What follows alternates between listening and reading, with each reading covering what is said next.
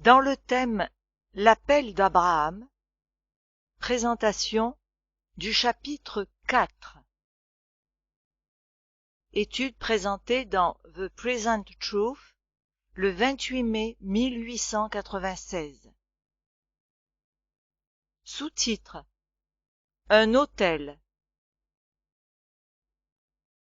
Partout où Abraham allait, il construisait un autel au Seigneur. Il faut se rappeler que la promesse que toutes les nations seraient bénies en Abraham spécifiait que les familles l'étaient aussi. La religion d'Abraham était une religion familiale. Il ne s'agit pas d'un langage figuré et vide, mais de sa mise en pratique réelle par les pères à qui fut faite la promesse. Promesse que nous partageons si nous avons la foi et la pratique qu'ils eurent. Sous-titre: Un exemple pour les pères. Dieu dit à Abraham, ouvrez les guillemets, car je l'ai choisi afin qu'il ordonne à ses fils et à sa maison après lui de garder la voie de l'Éternel, en pratiquant la droiture et la justice, et qu'ainsi l'Éternel accomplisse en faveur d'Abraham les promesses qu'il lui a faites. Fermez les guillemets. Genèse 18, verset 19. Observez les mots. Ouvrez les guillemets. Il ordonne à ses fils et à sa maison après lui de garder la voie de l'Éternel en pratiquant la droiture et la justice. Fermez les guillemets. Il ne donnerait pas simplement l'ordre d'agir ainsi, laissant ensuite le sujet dans l'oubli, mais après avoir donné le commandement, le résultat serait qu'il garde la voie du Seigneur, c'est-à-dire que son enseignement serait efficace.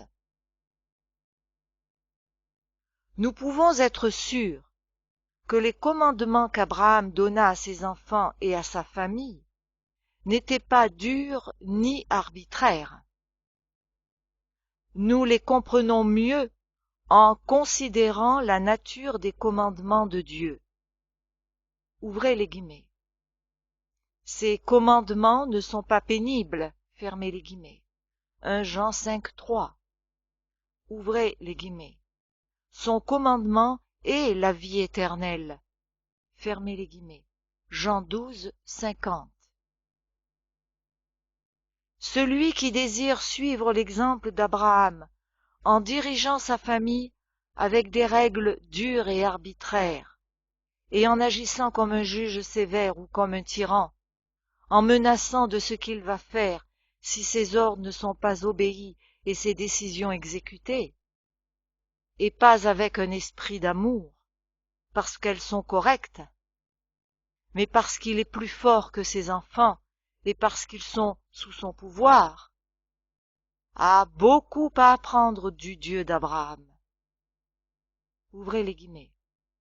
Pères, n'irritez pas vos enfants, mais élevez-les en les corrigeant et en les instruisant selon le Seigneur. Fermez les guillemets. Éphésiens 6, verset 4. En même temps, nous pouvons être sûrs que ces commandements n'étaient pas comme ceux d'Élie, faible avec des répréhensions plaintives à ses fils impies et bons à rien. Ouvrez les guillemets. Pourquoi faites-vous de telles choses? Car j'apprends de tout le peuple vos mauvaises actions. Non, mes enfants, ce que j'entends dire n'est pas bon. Fermez les guillemets. 1 Samuel 2, versets 23-24. Un jugement fut prononcé contre lui et sa maison. Ouvrez les guillemets. Parce que ses fils se sont rendus méprisables sans qu'il les ait réprimés. Fermez les guillemets. 1 Samuel 3, verset 13. Par contraste, Abraham transmit la bénédiction pour toute l'éternité parce que les commandements qu'il donna à ses enfants furent puissants pour empêcher le mal. Abraham devait être une bénédiction pour toutes les familles. Partout où il allait, il était une bénédiction. Mais cette bénédiction commença dans sa famille. Là était le centre. L'influence du ciel parvint à ses voisins à partir du cercle de la famille. Et maintenant, nous pouvons prêter une attention particulière à l'affirmation que, quand Abraham édifia un autel, et il invoqua le nom de l'Éternel, Genèse 12, verset 8 et Genèse 13, verset 4. Jung le traduit ainsi: il prêcha au nom de l'Éternel. Fermez les guillemets. Sans prêter attention aux divers endroits où apparaît la même expression, il faut noter que la terminologie en hébreu est identique à celle d'Exode 34, verset 5, où nous lisons que le Seigneur, ouvrez les guillemets, descendit dans une nuée, se tint là auprès de lui, c'est-à-dire Moïse, et proclama le nom de l'Éternel. Fermez les guillemets.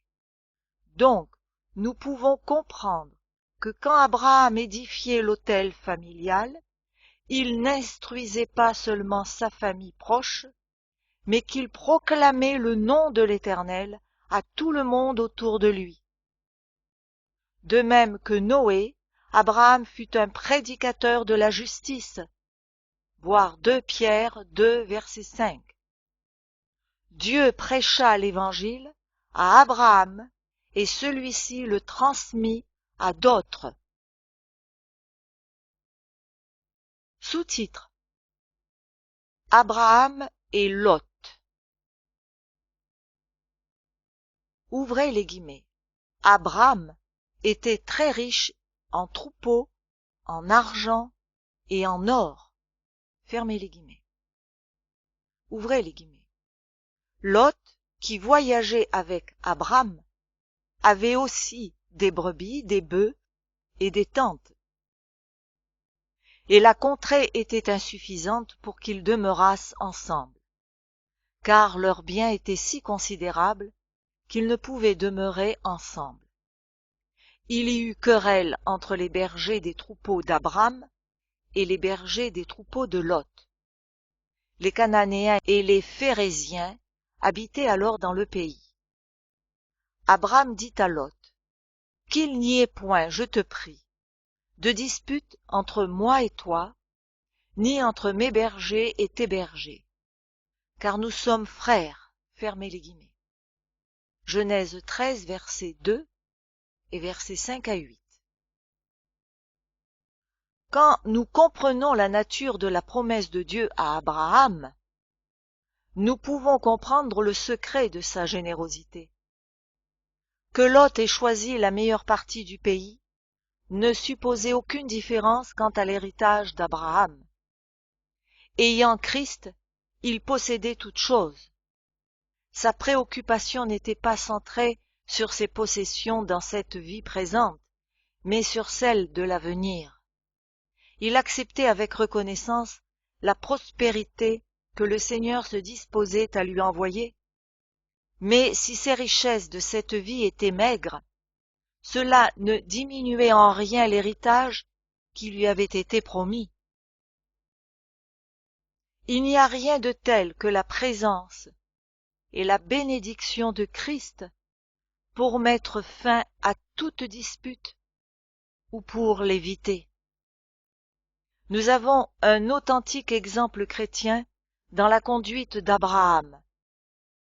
Étant le plus âgé, il aurait pu invoquer sa dignité et exiger ses droits, mais il ne pouvait pas agir ainsi en tant que chrétien. L'amour, ouvrez les guillemets, ne cherche point son intérêt, fermez les guillemets. Abraham manifesta le vrai esprit de Christ. Quand les soi-disant chrétiens sont avides pour réclamer les choses de ce monde, et craignent la perspective d'être privés de certains de leurs droits, ils démontrent de l'indifférence envers l'héritage éternel que Christ offre. Sous-titre: La promesse répétée. La courtoisie chrétienne d'Abraham, qui était le résultat de sa foi en la promesse par Christ, ne passa pas inaperçue du Seigneur. Nous lisons, ouvrez les guillemets. L'Éternel dit à Abraham, après que Lot se fut séparé de lui, lève les yeux, et du lieu où tu es, regarde vers le nord et le midi, vers l'Orient et l'Occident, car tout le pays que tu vois, je le donnerai à toi et à ta postérité pour toujours. Je rendrai ta postérité comme la poussière de la terre, en sorte que, si quelqu'un peut compter la poussière de la terre, ta postérité aussi sera comptée. Lève-toi, parcours le pays dans sa longueur et dans sa largeur, car je te le donnerai. Fermez les guillemets. Genèse 13, versets 14 à 17. N'oublions pas que, ouvrez les guillemets, les promesses ont été faites à Abraham et à sa postérité. Il n'est pas dit et aux postérités au pluriel, comme s'il s'agissait de plusieurs, mais en tant qu'il s'agit d'une seule, et à ta postérité, c'est-à-dire Christ. Galates 3, verset 16. Il n'y a pas d'autre descendance d'Abraham en dehors de Christ et de ceux qui lui appartiennent. Aussi, cette postérité innombrable qui fut promise à Abraham est identique à celle dont il est question dans cet autre passage des Écritures. Ouvrez les guillemets. Après cela, je regardai et voici il y avait une grande foule que personne ne pouvait compter, de toute nation, de toute tribu, de tout peuple et de toute langue. Ils se tenaient devant le trône et devant l'agneau, revêtus de robes blanches et des palmes dans leurs mains. Et ils criaient d'une voix forte en disant: Le salut est à notre Dieu qui est assis sur le trône et à l'agneau. Fermez les guillemets. Ouvrez les guillemets. Et l'un des vieillards prit la parole et me dit: Ceux qui sont revêtus de robes blanches, qui sont-ils et d'où sont-ils venus? Je lui dis: Ce sont ceux qui viennent de la grande tribulation. Ils ont lavé leurs robes, et ils les ont blanchies dans le sang de l'agneau. Fermez les guillemets. Apocalypse chapitre 7 versets 9 et 10, verset 13 et verset 14. Nous avons déjà vu que la bénédiction d'Abraham atteint toutes les nations par le moyen de la croix de Christ, de manière que dans la déclaration que cette immense multitude lava sa robe et la blanchit dans le sang de l'agneau, nous voyons l'accomplissement de la promesse faite à Abraham à propos d'une descendance impossible de compter. Ouvrez les guillemets. Si vous êtes à Christ, vous êtes donc la postérité d'Abraham, héritier selon la promesse. Fermez les guillemets. Galates 3, verset 29. Il est bon de souligner que dans la répétition de la promesse au chapitre 13 de la Genèse, la terre occupe une place très importante. Nous l'avons vu dans notre étude précédente, et nous la retrouverons comme un trait fondamental de la promesse, là où elle apparaît. Sous-titre: Abraham et Melchisédek. La brève histoire de Melchisédek est le chaînon qui unit notre époque à Abraham et à la sienne, et qui montre que ce que nous appelons, ouvrez les guillemets, dispensation chrétienne, fermez les guillemets, existait au jour d'Abraham, autant que maintenant. Le chapitre 14 de la Genèse nous dit tout ce que nous avons sur Melchisédek. Le chapitre 7 des Hébreux répète l'histoire et fait quelques commentaires à ce sujet. Il y a aussi des références à Melchisédek dans le chapitre 6 et dans Psaume 110 au verset 4. Voici l'histoire. Abraham rentrait d'une expédition contre les ennemis qui avaient fait Lot prisonnier, quand Melchisédek sortit à sa rencontre, lui apportant du pain et du vin. Melchisédek était roi de Salem et prêtre du Dieu Très-Haut. En cette qualité, il bénit Abraham et celui-ci lui donna la dîme du butin récupéré. Telle est l'histoire, mais à partir de laquelle nous apprenons des leçons de grande importance. D'abord, nous voyons que Melchisédek avait un rang supérieur à Abraham car, ouvrez les guillemets, c'est sans contredit l'inférieur qui est béni par le supérieur. Fermez les guillemets. Hébreux 7, verset 7. Et aussi parce que Abraham lui donna la dîme. Il était un type de Christ. Il était, ouvrez les guillemets, rendu semblable au Fils de Dieu. Fermez les guillemets. Hébreux 7, verset 3. Il était une figure de Christ parce qu'il était en même temps roi et sacrificateur.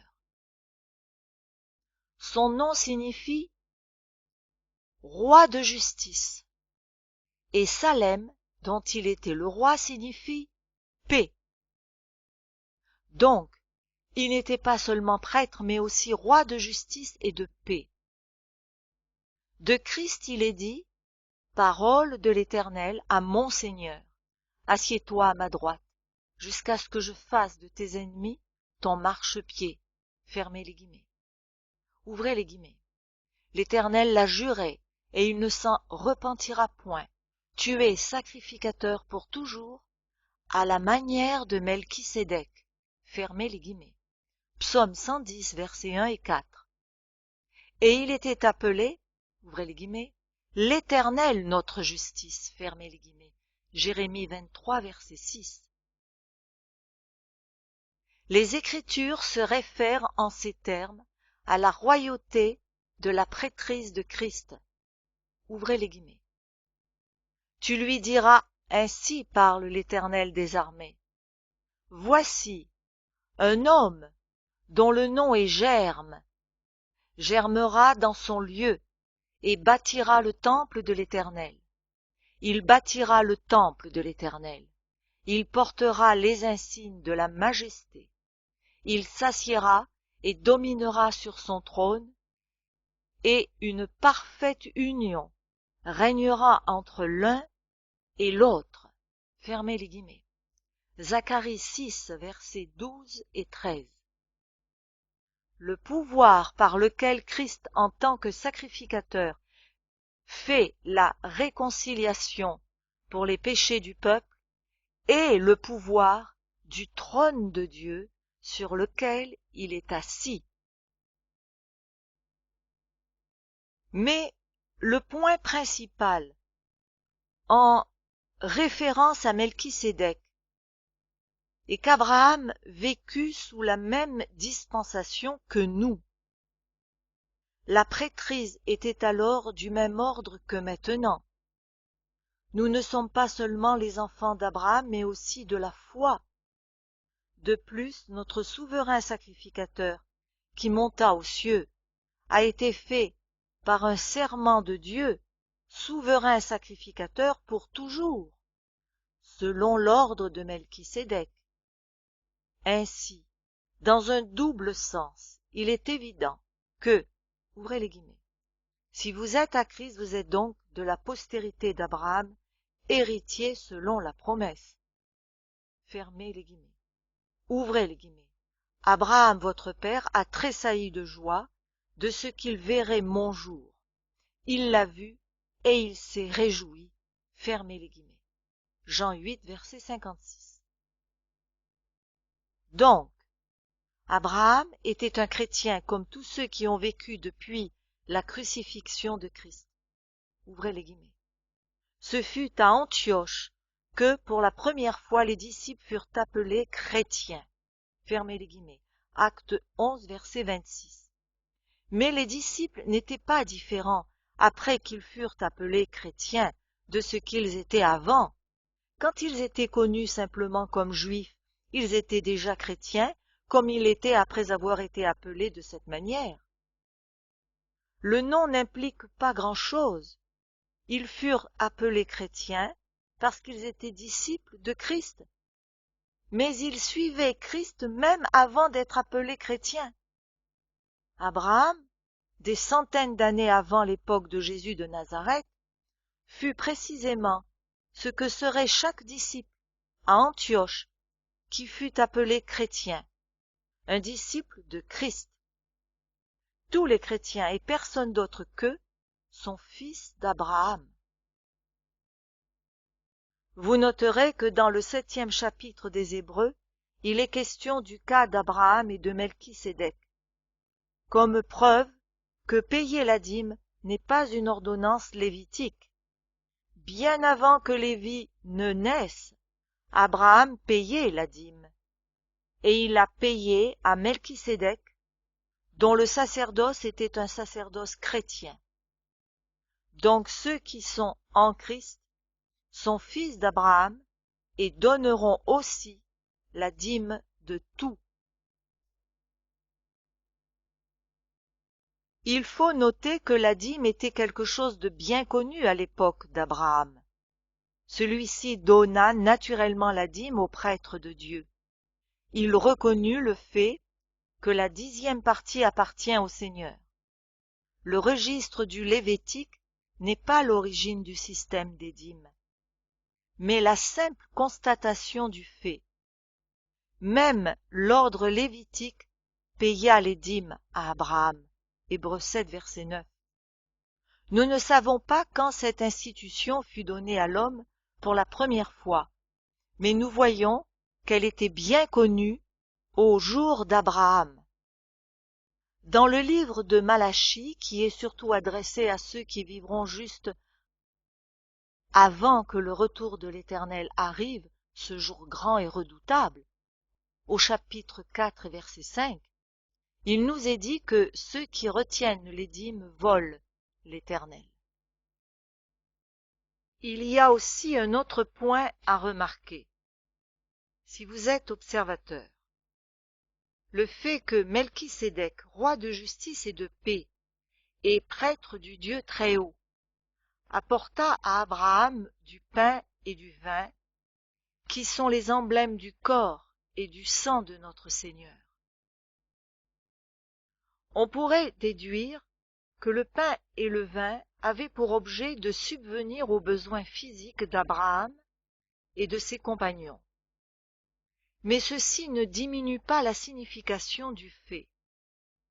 Melchisédek sortit en qualité de roi et de prêtre, et Abraham le reconnut comme tel. Observez la relation dans Genèse 14, versets 18 et 19. Ouvrez les guillemets. Melchisédek, roi de Salem, fit apporter du pain et du vin. Il était sacrificateur du Dieu Très-Haut. Il bénit Abraham et dit, « Béni soit Abraham par le Dieu Très-Haut, maître du ciel et de la terre. » Fermez les guillemets.